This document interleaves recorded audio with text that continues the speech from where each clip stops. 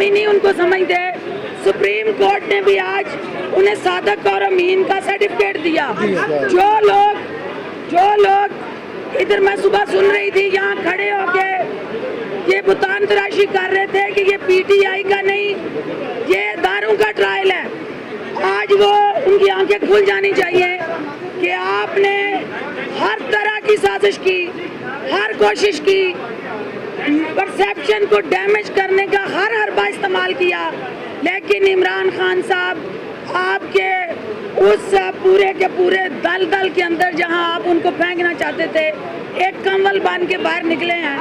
और इस नून लीग के गंद के दलदल के अंदर पाकिस्तान की सियासत का एक ऐसा कमल खिला है जिसको किसी जिम्मेदार ओहदे पे आने से पहले, पब्लिक ऑफिस होल्डर बनने से पहले अदालत ने सर्टिफिकेट दे दिया। वो अपने दामन को साफ करके अगला वजीर आजम का इलेक्शन लड़ना चाहता है। और दूसरी बात जो मैं अपने हवाले से वजाहत करना चाहती हूँ, कल एक मीडिया के अंदर सारा दिन झूठी, गलत, बेबुनियाद खबर चलाई जाती रही। आज उस खबर का पोल उस वक्त खुल गया जब FIR आज जो वहाँ अदालत में जमा हुई, ना उसमें कोई मेरा नाम था, ना मेरे हवाले से उस खबर के FIR के अंदर जो भी झूठी कहानियाँ मीडिया के एक ग्रुप ने गढ़ी, मैं उनको कानूनी नोटिस देने जा रही हूँ। और मैं ये तवक्को करती हूँ कि मीडिया हक और सच की जंग में हमेशा हरावल दस्ते का किरदार अदा करेगा। और जिन लोगों ने बेबुनियाद खबरें लगा के मुझे या मेरी जमात को किसी तरह से भी सियासी तौर पे डैमेज करने की कोशिश की, उनको आज मुंह की खानी पड़ी। Pakistan Tehreek-e-Insaf as a political party refer किया गया है इलेक्शन कमीशन को कि जो इस पार्टी के कागजात हैं जिसमें हिंदुओं और यहूदियों का पैसा है उसके ऊपर इन्वेस्टिगेशन की जाए। और जिस पार्टी का सरबराह उन यहूदियों और हिंदुओं के पैसों पे पाकिस्तान में धरने करता है, उसका फैसला अभी आना है। पाकिस्तान की तरक्की को रोकता है उन लोगों के इशारों पे जिनके पैसों पर पाकिस्तान तहरीक-ए-इंसाफ पाकिस्तान में काम कर रही है, वो फैसला अभी आना है। इसके साथ साथ मैं ये भी कहूँगी कि जो पैनामा का फैसला आया था सुप्रीम कोर्ट की तरफ से और जो मेयार रखा गया था सुप्रीम कोर्ट की तरफ से, इस फैसले ने उसकी नफी की है, सिर्फ इसलिए क्योंकि मुंतखब वजीर आजम को जिसकी ग्रास रूट लेवल पे आज भी और 2013 से भी ज़्यादा मकबूलियत है, उसको डिस्क्वालीफाई करना था। और दूसरी तरफ वो शख्स जो पाकिस्तान के आइन को गाली देता है, सुप्रीम कोर्ट को गाली देता है, इलेक्शन कमीशन को गाली देता है, आज नैब को गाली दे रहा है, उसके लिए तमाम चीज़ें हलाल और बाकियों के लिए अपने बेटे की कंपनी से वो तनख्वाह जो वसूल नहीं हुई उसके ऊपर नाअहली। इसके साथ साथ मैं आज पूरी पाकिस्तान तहरीक-ए-इंसाफ के जो असल कारकुन हैं, जो असल नज़रिए से पाकिस्तान तहरीक-ए-इंसाफ बनी थी, उसको मुबारकबाद देना चाहूँगी, क्योंकि आज मनी लॉन्ड्रर और एक चोर, एक डाकू जिसके ऊपर पाकिस्तान तहरीक-ए-इंसाफ के शाह की फंडिंग हो रही थी, वो ATM बंद हो गया। इसी जहांगीर तरीन साहब ने कहा था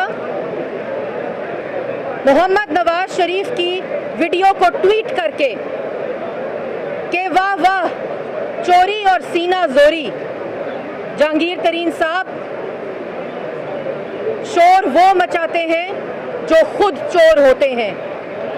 और आज जहांगीर तरीन साहब वाह वाह चोरी और सीना जोरी, इसी जगह पर, इसी सुप्रीम कोर्ट में खड़े होकर आपने दूसरों की तरफ दूसरों को डाकू और चोर कहा। असल डाकू और चोर तो आप खुद निकले। और पाकिस्तान तहरीक इंसाफ के लिए तो आज खुशी का दिन है, उन कारकुनों के लिए, लेकिन शाह साहब के लिए, जिनको अब जहाज की चाबियां भी वापस करनी पड़ेंगी, वो एटीएम भी बंद हो गया जिससे पाकिस्तान तहरीक इंसाफ के धरने होते थे, और वो यहूदियों का पैसा और हिंदुओं का पैसा भी आ जाना बंद हो गया जिससे पाकिस्तान में धरने होते थे और पाकिस्तान के अंदर वो तरक्की का सफ़र रोका जाता था जिसका ख्वाब मोहम्मद नवाज शरीफ ने देखा था। लेकिन जब जब कानून से इस किस्म के फैसले आएंगे जो कि मुस्लिम लीग नून का और मोहम्मद नवाज शरीफ का मौक़िफ़ था, आज यहाँ कहा जा रहा था आपके सामने कि सुप्रीम कोर्ट की तस्दीक की जाती है। सुप्रीम कोर्ट के फैसले के ऊपर तहफ़्फ़ुज़ात मुस्लिम लीग नून का और मोहम्मद नवाज शरीफ का आईनी हक है। लेकिन अगर इस तरह दो तराजू इस्तेमाल किए गए तो ये वो प्रेसिडेंट है जो पाकिस्तान के अंदर आइंदा आने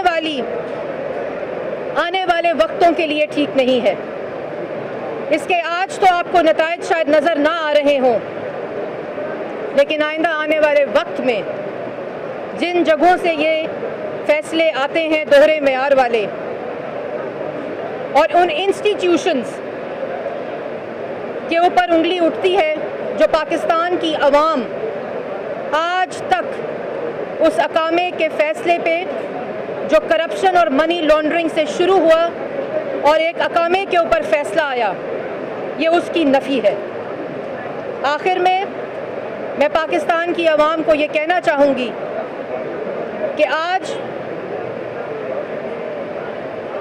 शाह को बचाने के लिए एक चोर और डाकू वफादार की बलि चढ़ी है, लेकिन वो वक्त दूर नहीं कि इंशाअल्लाह जो फॉरेन फंडिंग का केस फॉरवर्ड हुआ है इलेक्शन कमीशन में, उसमें पाकिस्तान तहरीक इंसाफ के ऊपर जो इल्ज़ामात लगे हैं यहूदियों और हिंदुओं के पैसों से पॉलिटिकल पार्टी चलाने पे, उसमें पूरी पाकिस्तान तहरीक इंसाफ फारिग होगी। इमरान खान साहब से अफसोस कर लूं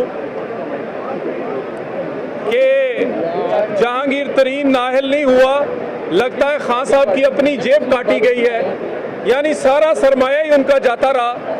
और वैसे भी हमें तो कोई ऐसी उम्मीद नहीं थी और ना ही हम किसी की अहलियत और नाअहलियत का फैसला जो है वो अवामी अदालत के अलावा समझते हैं कि कोई कर सकता है। और इमरान खान की नाअहली कैसे हो सकती थी भाई? अगर वही नाअहल हो जाता तो डुगडुगी बजाने वाले तमाशा किससे करवाते, किससे धरना करवाते, किससे पार्लियामेंट पे हमला करवाते, किससे पीटीवी पर चढ़ाई करवाते, किससे अदारों को गाली दिलवाते?